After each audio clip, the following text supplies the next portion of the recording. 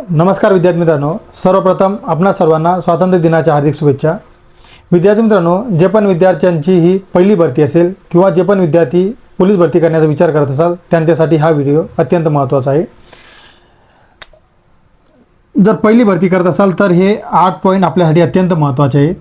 त्यामध्ये शारीरिक पात्रता काय असते, त्याचबरोबर डॉक्युमेंट्स काय असतात, मेडिकल हे कसे होते, त्यानंतर आरक्षण कसे लागू होते, त्याचबरोबर जिल्हा निवड, त्याचबरोबर लेखी परीक्षेत सिलेबस काय असतो, ग्राउंड हे कसे होते आणि पोलीस भरतीमध्ये किती पदे असतात, हे 8 पॉइंट आपल्याला अत्यंत महत्त्वाचे आहे। त्यामध्ये सर्वप्रथम आपल्याला जर पोलीस भरतीसाठी जर फॉर्म भरायचा असेल तर त्यासाठी 12वी पास होणे हे अत्यंत महत्त्वाचे आहे, तरच आपण पोलीस भरतीसाठी फॉर्म भरू शकू।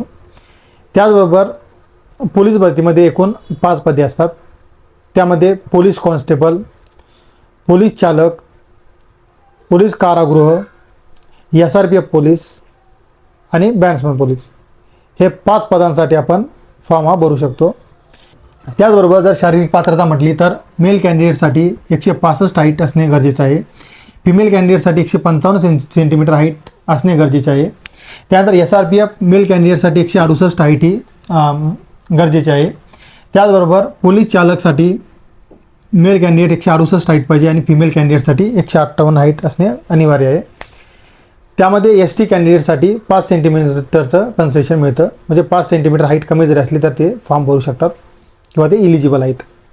त्याचबरोबर दुसरी गोष्ट, हे डॉक्युमेंट्स काय लागतात हे यासाठी आपण पुढील व्हिडिओ हा बनवणार आहे। त्यानंतर मेडिकल कसे होते यावर सुद्धा व्हिडिओ बनवणार आहे। त्यानंतर अत्यंत महत्त्वाचा प्रश्न म्हणजे, हा प्रश्न बरेच वेळा मुलं हे विचारत असतात की सर आमचं कास्ट सर्टिफिकेट आहे पण आमची व्हॅलिडिटी झालेली नाही, तर मला पोलीस भरतीला फॉर्म भरता येईल का? तर निश्चितच आपल्याला फॉर्म भरता येईल, कारण आताच नुकतेच 1-2 वर्षापूर्वी मराठा कॅन्डिडेटसाठी SC-BC आरक्षण मिळालं आहे। त्यांच्याकडे व्हॅलिडिटी नाही, कारण काही विद्यार्थ्यांचं ॲडमिशन नसते। जर आपल्याला कुठली कास्ट व्हॅलिडिटी करायची असेल तर त्यासाठी आपल्याला एक तर शिक्षण म्हणजे कुठेतरी ॲडमिशन घेतलेलं पाहिजे किंवा आपण नोकरीमधून सुद्धा कास्ट व्हॅलिडिटी काढू शकतो। जर आपल्याकडे कास्ट व्हॅलिडिटी नसेल तर कुठलीही काळजी करू नका, ज्यावेळेस आपलं सिलेक्शन होतं त्यानंतर आपल्याला 1 ते 2 वर्षे आपल्याला कास्ट व्हॅलिडिटीसाठी मिळत असतात। त्यानंतर दुसरी गोष्ट म्हणजे जिल्हा निवड कशी करावी, तर विद्यार्थी मित्रांनो, जिल्हा निवड करण्याच्या अगोदर सर्वात महत्त्वाचं गोष्ट म्हणजे आपल्याला आपली लेखी परीक्षा आणि ग्राउंड यामध्ये किती मार्क्स येतात हे महत्त्वाचे आहे। जर आपली टोटल जर 130+ येत असेल तर आपण कुठल्याही जिल्ह्यामध्ये पोलीस होऊ शकतात। आपण कुठल्याही जागा बघू नका की इथे एवढ्या जागा आहेत, तर तेवढ्या जागांसाठी कॉम्पिटिशन हे सगळ्या ठिकाणी सारखंच असतं, कारण ज्यावेळेस आपलं ग्राउंड होतं तर लेखीसाठी एकाच दाप्रमाणे मुलं हे लेखी परीक्षेसाठी पाठवले जातात, त्यामुळे सगळ्या ठिकाणी कॉम्पिटिशन हे सारखंच असतं, जागांचा काहीही विषय नसतो। त्यानंतर दुसरी गोष्ट ग्राउंडचा, तर ग्राउंड फिमेल कॅन्डिडेटसाठी 800 मीटर, 100 मीटर आणि गोळाफेक हे 3 इव्हेंट्स असतात। त्यानंतर मेल कॅन्डिडेटसाठी 1600 मीटर, गोळाफेक आणि 100 मीटर हे 3 इव्हेंट्स असतात। तर विद्यार्थी मित्रांनो, हे झालं शारीरिक पात्रता, पदे, आरक्षण, त्यानंतर ग्राउंड आणि लेखी परीक्षा।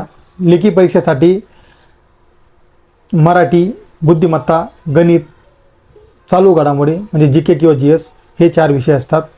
त्याचा आपल्याला अभ्यास करायचा असतो।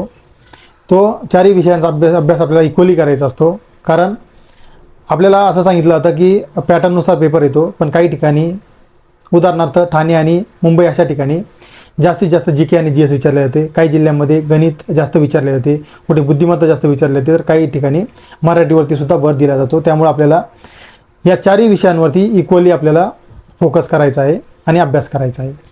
तर विद्यार्थी मित्रांनो, आशा करतो आपला व्हिडिओ आवडलाच असेल। ज्यांनी चॅनलला सबस्क्राईब केलं नसेल त्यांनी चॅनलला सबस्क्राईब करा आणि बेल आयकॉनला क्लिक करायला विसरू नका। भेटूया पुढील व्हिडिओमध्ये, तोपर्यंत जय हिंद, जय महाराष्ट्र।